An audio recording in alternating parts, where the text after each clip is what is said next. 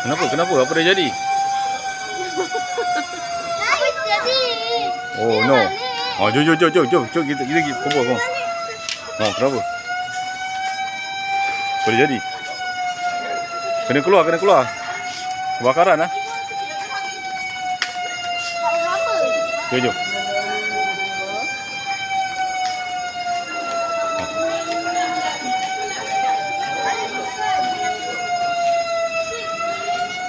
Kenapa? Kena keluar eh? Ke bawah. Jom sini Bu, sini. Jom. Apa? Ha.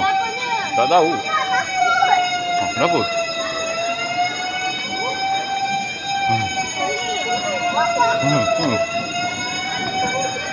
Ui, apa pasal ni? Baik orang relax je.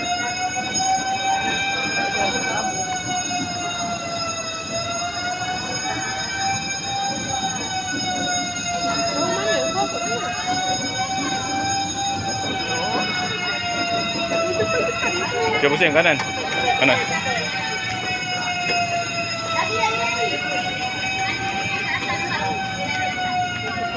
Pasal apa?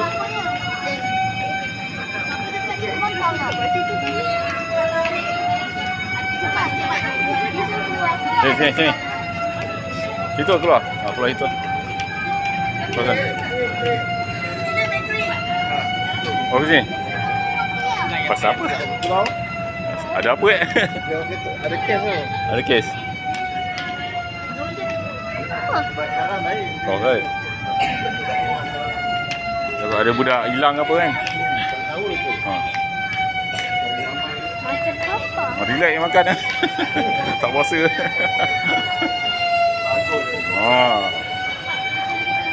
Kenapa ni? Alah, lain cepat. Sebab tak puasa ke? Semua kena tangkap ni, tak makan ni. Kenapa tu? Ngurang, jangan elok. Okay, jom. Kenapa ni? Straight. Macam bau bahang. Bau ada bakar lah.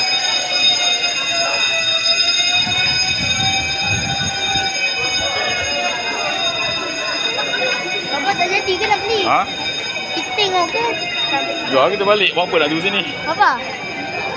Yang Optimus Prime tu ke yang Papa tengok masa kecil? Optimus Prime tu ke yang Papa Jom balik. Kita balik. Takut. Apa? Optimus Prime yang tu ke yang Papa tengok? Yang Papa tengok tu?